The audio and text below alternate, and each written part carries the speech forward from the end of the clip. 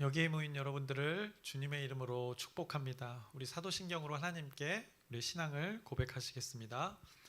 전능하사 천지를 만드신 하나님 아버지를 내가 믿사오며 그 외아들 우리 주 예수 그리스도를 믿사오니 이는 성령으로 잉태하사 동정녀 마리아에게 나시고 본디오 빌라도에게 고난을 받으사 십자가에 못 박혀 죽으시고 장사한 지 사흘 만에 죽은 자 가운데서 다시 살아나시며 하늘에 오르사 전능하신 하나님 우편에 앉아 계시다가 저리로서 산자와 죽은 자를 심판하러 오시리라. 성령을 믿사오며 거룩한 교회와 성도가 서로 교통하는 것과 죄를 사하여 주시는 것과 몸이 다시 사는 것과 영원히 사는 것을 믿사옵나이다. 아멘. 하나님 아버지, 오늘도 우리에게 새날 새 생명 허락해 주심을 감사합니다. 오늘도 우리에게 주어진 시간 가운데 하나님을 향한 예수 그리스도의 이름으로 믿음을 고백하였습니다.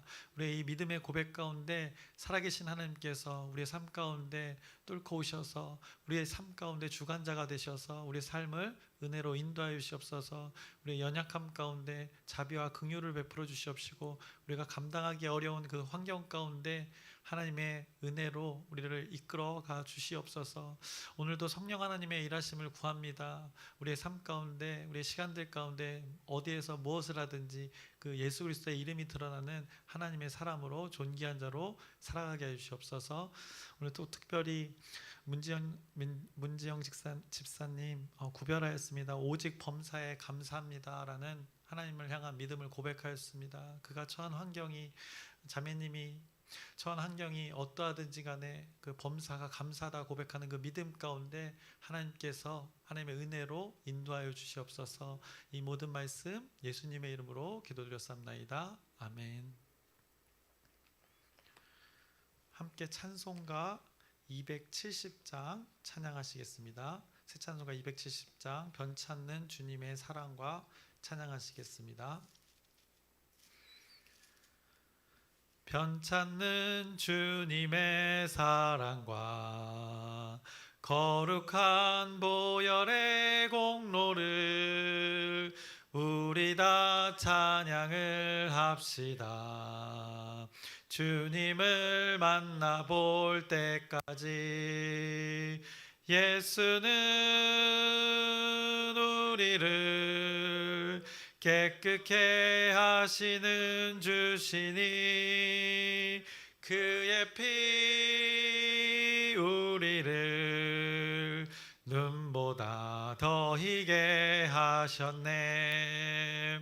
우리를 깨끗게 한 피는 무궁한 생명의 물일세. 생명의 구원을 받은 자 하나님 찬양을 합시다. 예수는 우리를 깨끗게 하시는 주시니 그의 피 우리를 눈보다 더 희게 하셨네. 주님의 거룩한 보혈을 날마다 입으로 간증해 담대히 싸우며 나가세. 천국에 들어갈 때까지 예수는 우리를 깨끗게 하시는 주시니 그의 피 우리를 눈보다 더 희게 하셨네. 십자가 단단히 붙잡고 날마다 이기며 나가세. 머리에 면류관 쓰고서 주 앞에 찬양할 때까지 예수는 우리를 깨끗게 하시는 주시니 그의 피 우리를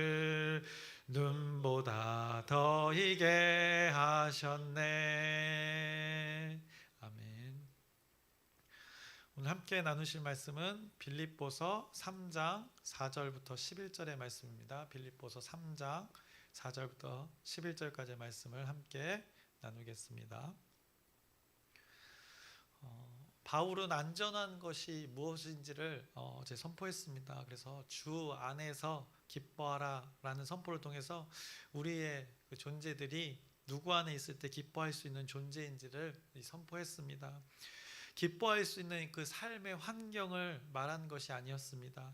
바울의 말에 의하면 그렇게 온전하게 믿는 자들을 혼란스럽게 여기는 어떻게 보면 개들이 존재하는 그 환경이었습니다. 그들이 존재하는 환경은 로마 제국이라 작은 로마라 불리는 도시의 환경이었습니다. 그리고 황제라는 자가 사람이 신으로 여겨지는 환경이었습니다.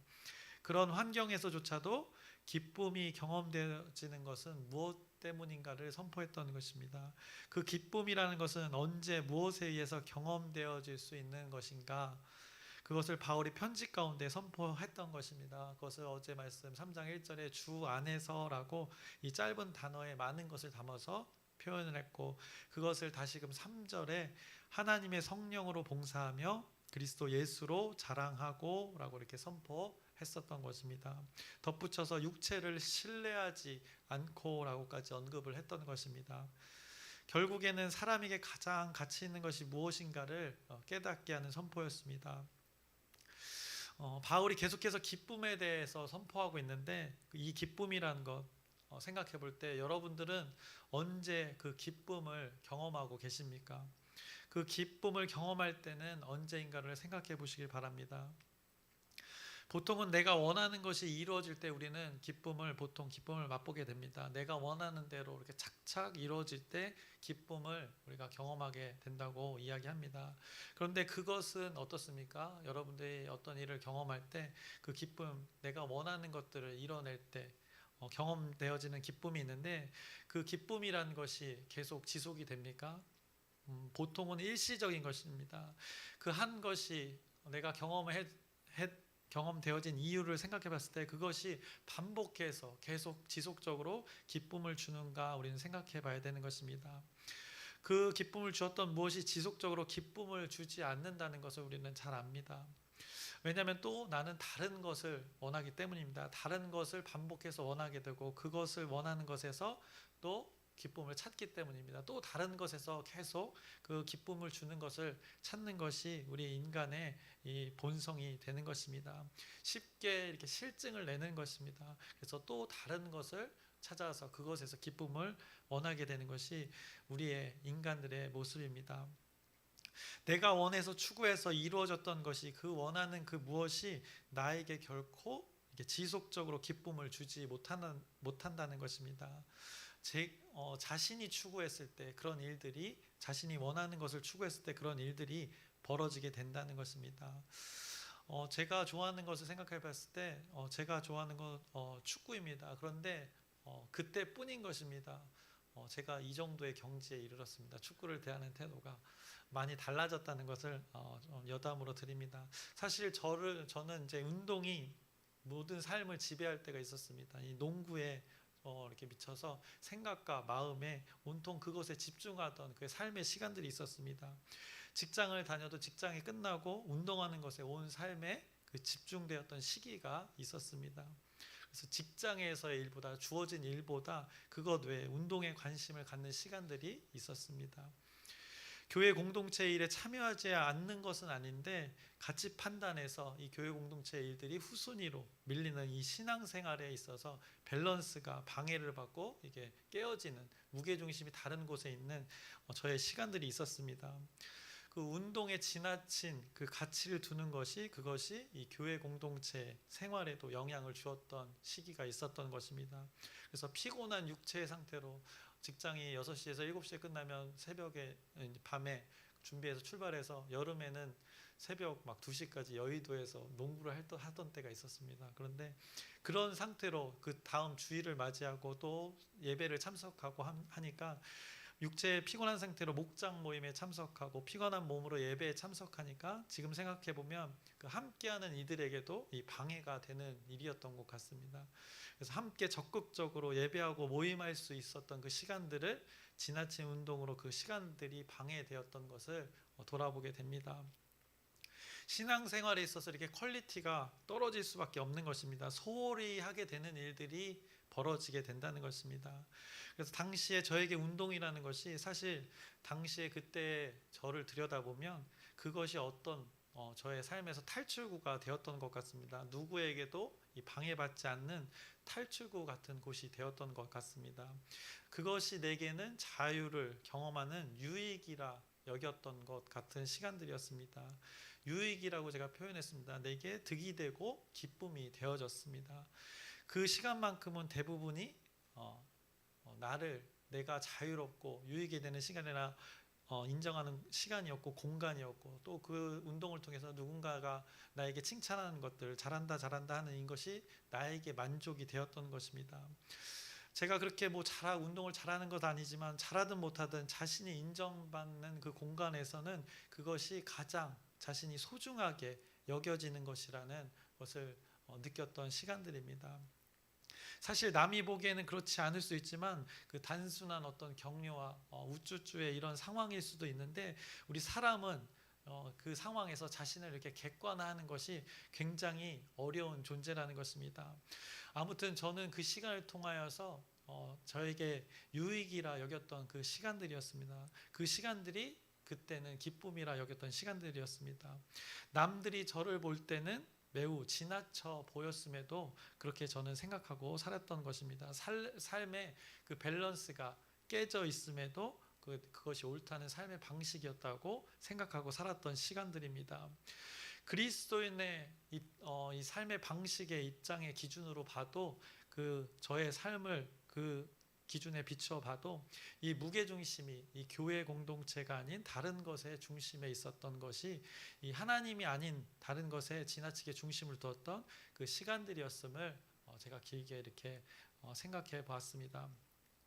그렇게 제 자신이 가장 소중하게 여기는 것이 하나님의 존재와는 좀 더 연관지어 적용하지 못한 시간들이 되었던 것을 돌아보게 되는 것입니다.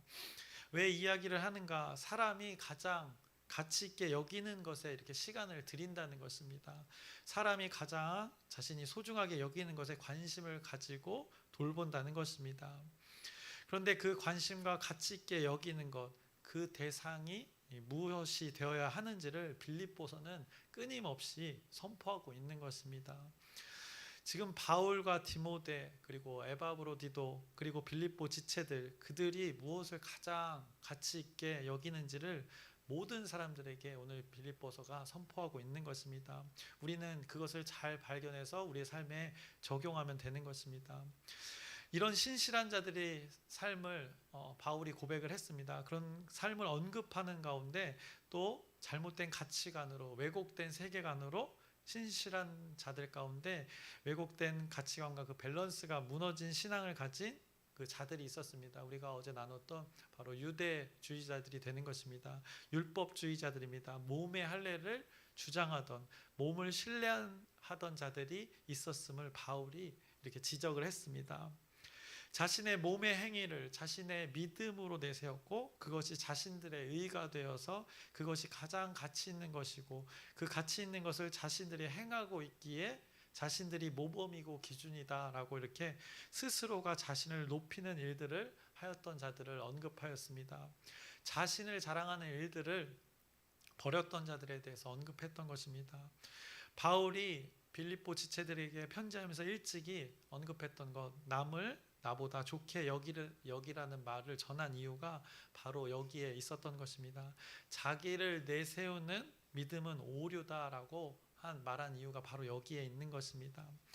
자신의 육체의 일을 신뢰하는 자들을 향해서 오늘 본문이 이제 그들을 향해서 바울이 일침을 가합니다.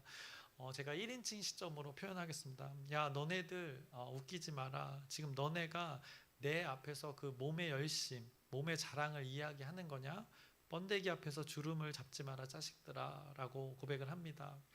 자신이 과거에 어떻게 육체의 일을 바울이 자랑을 삼았는지를, 육체의 일에 어떻게 가장 가치를 두어며 살았는지를 쭉 바울이 나열을 합니다. 그것이 오늘 본문 4절부터 6절의 말씀입니다.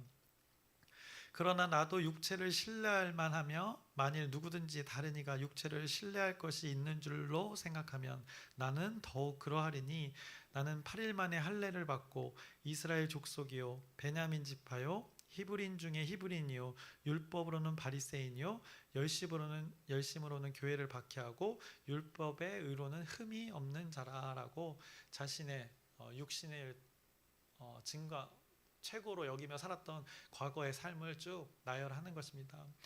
너네가 주장하는 건 너네하고 차원이 달라. 이 친구들아, 난 출신부터 그러했고 너네 예수 믿는 자들 박해해봤어?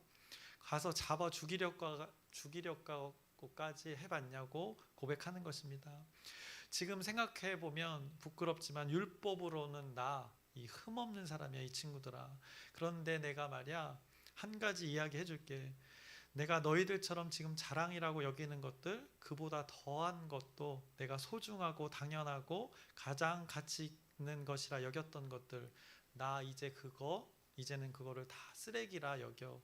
그거 아무짝에도 쓸모없는 거야. 너네들이야 그거 당근에 팔아먹을 만한 것으로 여기겠지만은 나는 그거 다 쓰잘데기 없는 가치 없는 것이라는 것을 깨달았어. 왜냐? 그리스도 예수가 나와 함께 있기 때문이야. 난 그걸 깨달았어. 예수 그리스도가 나라는 존재를 위해 죽으시고 굳이 그럴 필요가 없으신데 나를 위해 십자가에 죽으신 것이야. 그 흘린 피로, 그 피값으로 나를 사셨기 때문이야. 하나님 아버지께서는 나를 위해 온 우주의 그 창조주가 나 한 사람의 존재를 위해 하늘에서 주목하여 보시고 나의 삶에 관여하셔서 굳이 그렇게 하지 않아도 될 존재에게 주목하여 보시고 나의 삶의 시간으로 뚫고 들어오셔서 예수를 잡으러 가는 나를 친히 만나 주시어 그곳에서 그때에 자신을 드러내어 하늘의 신이, 하나님의 존재가, 창조주가 피조물과 함께 하나님의 존재가 나와 함께 하셨다는 것을 알게 한 일들, 나를 위해 죽으시고 부활하시고 승천하신 그분이 다시 나의 곁으로, 나의 시간으로, 나의 마음으로 뚫고 들어오신 것, 그걸 알게 하시더라라고 이렇게 오늘 바울이 고백하고 있는 것입니다. 내가 부활의 주를 직접 만나봤거든. 그러니 너희들이 주장하는 그 몸의 자랑, 그거 다 쓰잘데기 없는 거야. 내가 다 해봤거든 이라고 이렇게 오늘 말씀 가운데 고백하는 것입니다. 그러니 내 말 잘 들으라고 그 몸의 육체의 최고의 가치를 두는 그들의 행위 가운데 이렇게 선포하고 있는 것입니다. 오늘 바울이 선포하는 것입니다. 7절부터 9절의 말씀을 보시면 이렇게 고백합니다.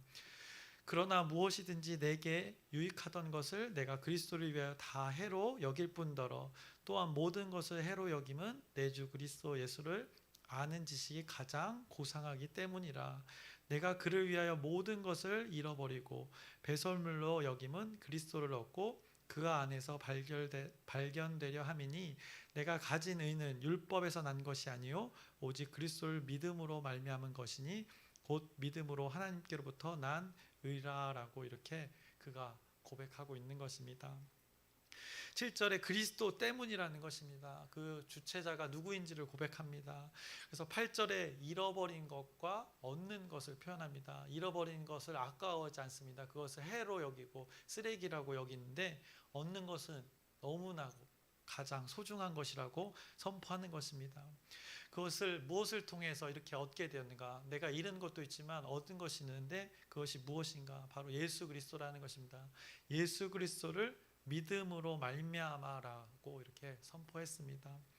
여기서 믿음이란 단어는 이것은 세계관과 가치관의 그 전환을 말하는 것입니다. 잃은 것이 있고 얻는 것이 있게 되는 그 삶의 전환이 이루어지는 그 상태를 이 믿음으로라고 표현한 것입니다. 이 상태, 세계관이 변하고 가치관이 변하는 것인데 한마디로 다스림의 상태가 달라지는 것입니다. 인간이라는 존재가 다스림의 상태가 전환되는 그 순간을 이 믿음으로라고 표현한 것입니다. 누구를 통해서? 예수 그리스도라는 그 매개체를 통해서. 하나님과의 온전한 만남이 이루어지는 상태를 이렇게 믿음으로라고 표현한 것입니다. 그 만남이 이루어지는 상태입니다. 그 믿음으로라는 것은.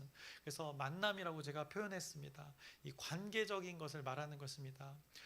바울이 경험한 것은 자신이 주장하는 강력한 바가 있었는데 그것을 다 해로 여기는 상태를 경험했다는 것입니다. 모든 것을 예수 그리스도 외에는 다 해로 여기는 그 상태를 자신이 경험했다는 것입니다. 가치 있던 것이 가치 없게 여기게 되는 상태를 경험했다는 것입니다. 또 가치 없던 것이 가장 가치 있게 여겨지는 것을 자신이 삶 가운데 경험했다는 것입니다. 그것을 그리스도를 믿음으로 말미암아라고 이렇게 고백했던 것입니다. 결국에는 바울이 그 다메섹 도상에서 부활의 주 그것을 그 만남의 상태를 오늘 이렇게 고백하고 있는 것입니다. 만남, 관계인 것입니다. 결국 이 믿음이라는 것은 관계를 말하는 것입니다. 하나님과 자신과 그 사이에 예수 그리스도라는 그 존재가 예수 그리스도의 죽으심과 그 부활로 다리를 하나님 아버지와 나의 존재가 다리가 놓아져서 그 연관성이 있어지는 그 자신에게 적용되어진 그 삶의 변화를 오늘 이렇게 고백하고 있는 것입니다. 바울 자신이 잡으러 다닌 존재들이 잡으러 다닌 존재들의 이유가 있었습니다. 예수를 박해하기 위해서입니다.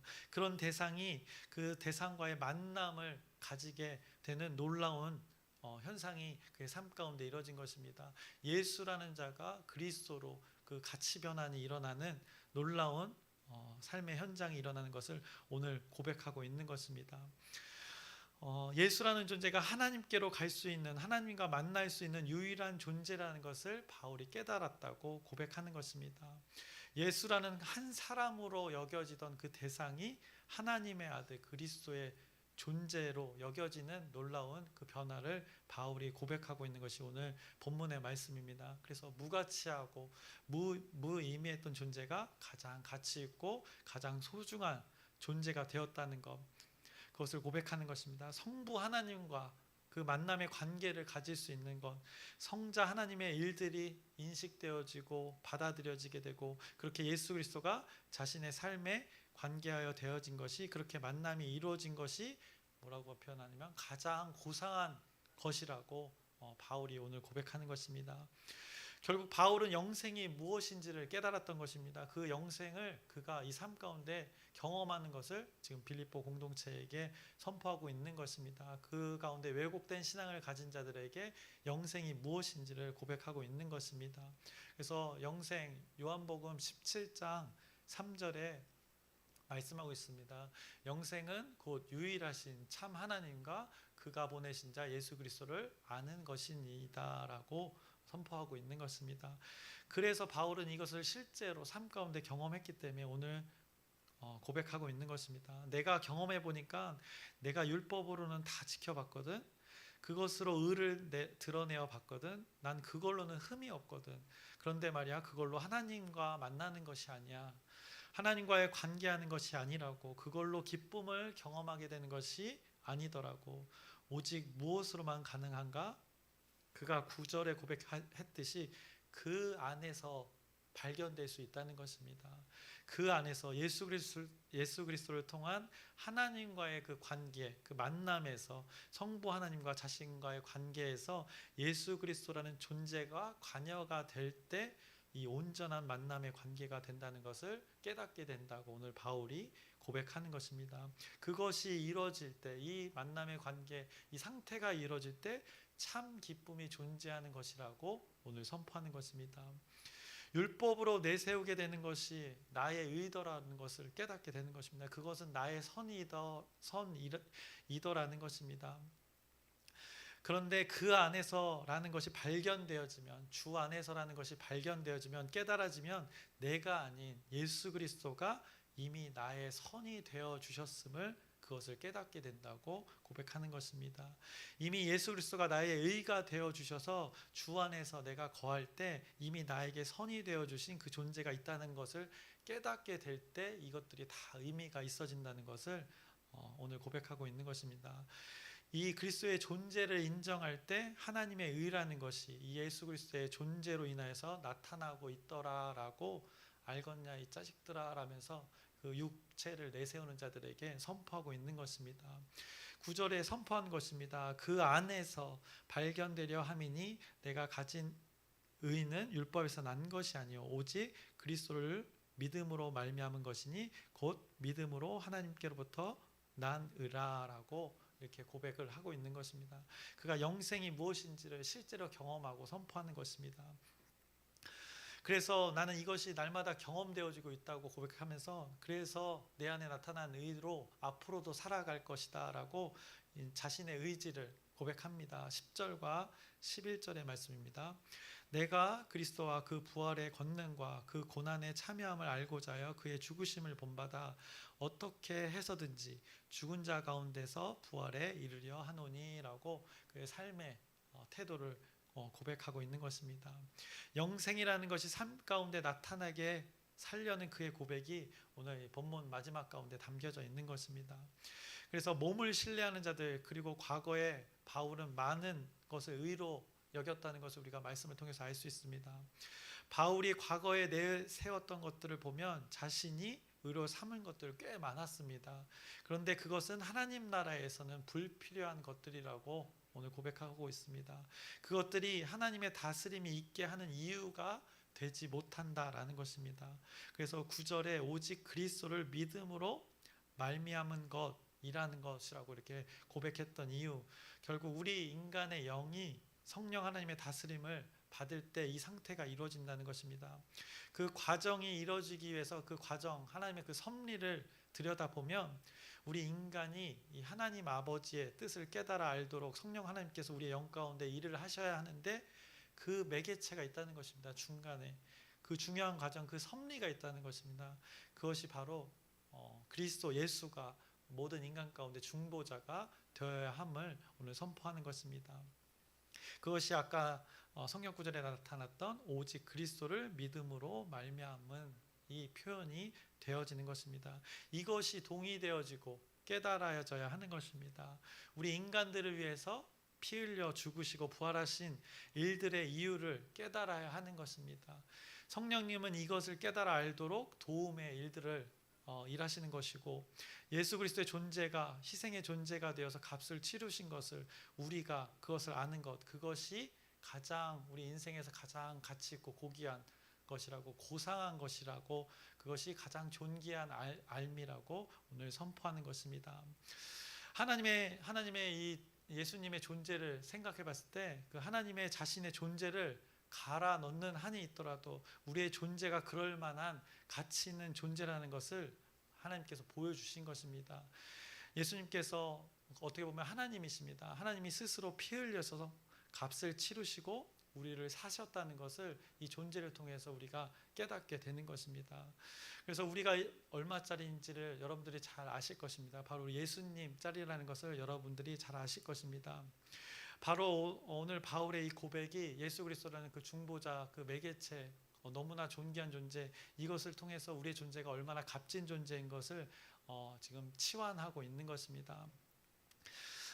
여기서 아는 것 여러분들 잘 아실 것입니다. 이것을 우리가 알아야 되는데 경험되어지는 알을 얘기하는 것입니다. 지식이나 정보가 아닌 것을 여러분들이 너무나 잘 아실 것입니다. 넘어지고 깨지고 실제로 경험되어진 그 알미라는 것입니다. 배 아파서 아이를 낳아본 그 경험을 말하는 것입니다. 수고하고 땀 흘려 경험되어진 그 알을 말하는 것입니다. 이 하나님의 뜻을 성령의 도우심을 통해 깨달은 자는 자신의 의로 하는 것이 아니라는 것을 깨닫게 된다는 것입니다. 그래서 결국에 이 예수 그리스도의 존재, 그 섭리를 깨닫게 되면 이 삶의 태도가 달라진다는 것을 오늘 말씀 가운데 선포하고 있습니다. 이것을 알지 못하고 깨닫지 못한 자들을 향하여서 긍휼한 마음을 가지고 그 존재들에게 다가가는 것이 이 삶의 태도로 믿는 자들 가운데 나타나게 된다는 것을 마지막 10절과 11절의 그의 고백을 통해서 알 수 있게 되는 것입니다. 그래서 자신에게 주어진 삶에서 그것을 동일하게 다른 누군가가 경험되어지도록 그렇게 살아가기를 결정할 수밖에 없는 그 바울의 고백이 오늘 10절과 11절에 담겨져 있는 것입니다. 그래서 말씀을 마치려고 합니다. 많은 오늘 말들로 오늘 표현했지만 예수 그리스도의 존재가 자신을 위해 그렇게 한 것이 영혼 육으로 전 인격체가 깨달아 알아 경험되어지니까 이것을 누군가가 동일하게 경험되어지도록 선포할 수밖에 없게 되는 것입니다. 가치관과 세계관이 송두리째 바뀐 것이 되기 때문에 오늘 이 바울이 이런 고백을 하고 있는 것입니다. 이것을 경험한 바울의 고백을 오늘 우리가 마주하고 있는 것입니다. 그래서 우리가 기억해야 될 것, 오늘 말씀을 통해 하나님께서 깨닫게 하는 것들이 있습니다. 또 다시 기억하게 하는 것들이 있습니다. 그래서 또 기도하는 가운데 말씀 후에 기도하는 것 가운데 하나님께서 여러분 가운데 감동을 주시는 것들이 있을 것입니다. 그것을 반드시 붙드시길 바랍니다. 그래서 예수 그리스도의 존재가 오늘 여러분의 삶에서 하나님의 의로 나타나기를 소망하고 여러분이 가장 가치 있게 여기는 그 존재가 예수 그리스도가 되기를 주님의 이름으로 축원합니다. 기도하겠습니다. 살아계신 하나님 아버지, 그 바울이 평생의 삶을 살면서 깨달은 것을 고백하였습니다. 그냥 단순한 지식, 머리의 깨달음이 아니라 삶에서 하나님의 그 영생을 경험한 것을 고백하고 있습니다. 동일하게 우리가 이것을 경험하였습니다. 아직 그 경험되어진 것들이 삶의 영역에서 나타나지 않는 온전치 않은 것들 우리에게 분명히 있습니다. 그럼에도 우리가 하나님을 의지하며 나아갑니다. 그때 이 영생이 우리의 삶 가운데 나타나게 하시옵소서. 하나님의 의가 예수 그리스도의 존재를 통하여서 정말 복음이 우리를 통하여서 나타나는 귀한 우리의 시간들 되게 하여 주시옵소서. 예수님의 이름으로 기도드렸사옵나이다. 아멘. 하늘에 계신 우리 아버지여, 이름이 거룩히 여김을 받으시오며 나라의 마옵시며 뜻이 하늘에서 이루어진 것 같이 땅에서도 이루어지이다. 오늘날 우리에게 일용할 양식을 주옵시고 우리가 우리에게 죄 지은 자를 사하여 준 것 같이 우리의 죄를 사하여 주옵시고 우리를 시험에 들게 하지 마옵시고 다만 악에서 구하옵소서. 나라와 권세와 영광이 아버지께 영원히 있사옵나이다. 아멘. 우리 기도 제목 나누고 함께 기도하겠습니다. 돌아오는 주일 목장대입니다. 그리고 우리 라이저 베프티스트가 또 시작되는 주입니다. 이 모든 일들 가운데 하나님의 섭리가 우리 공동체 가운데 있을 수 있도록 여러분의 기도 부탁드립니다. 또 우리 환우들 한 사람 한 사람 지금 위기에 또 고통 가운데 있는 우리 형제자매들을 언급하며 이름을 언급하면서 하나님께 그 치유의 역사를 구하는 시간 되시길 바랍니다. 또 오늘 말씀을 기억하면서 예수 그리스도의 존재가 어떤 존재인지 우리가 어떤 상태에 이르게 했는지 그 예수님의 이름을 고백하면서 그 하나님의 뜻이 우리의 삶 가운데 이루어질 수 있도록 여러분의 기도 부탁드립니다. 그리고 여러분의 형편들 오늘 고백할 텐데 여러분이 원하는 것들이 있는데 그 가운데 하나님의 뜻이 온전히 이루어질 수 있도록 우리 주여 크게 한번 부르짖고 함께 기도하시겠습니다. 주여